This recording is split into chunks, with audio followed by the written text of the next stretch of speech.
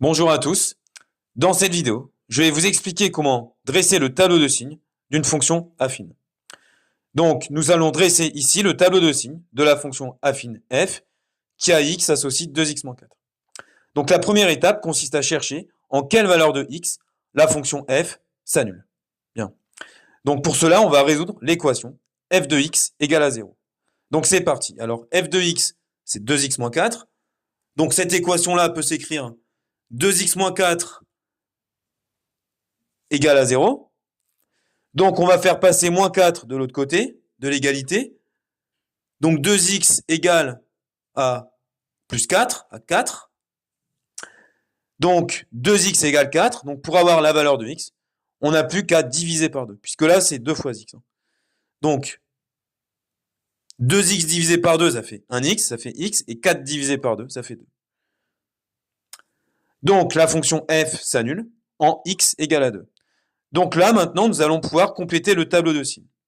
Alors, nous allons d'abord indiquer, sur la première ligne, la valeur de x en laquelle la fonction f s'annule, qui est 2. Donc là, on indique 2 ici. Et en dessous du 2, on va placer un 0. Pour bien signifier que la fonction f s'annule, vaut 0, quand x vaut 2. Bien, voilà. Et maintenant, il n'y a plus qu'à placer les signes ici. Alors, pour cela, en fait, on va juste regarder le coefficient directeur de la fonction affine. Quel est le coefficient directeur?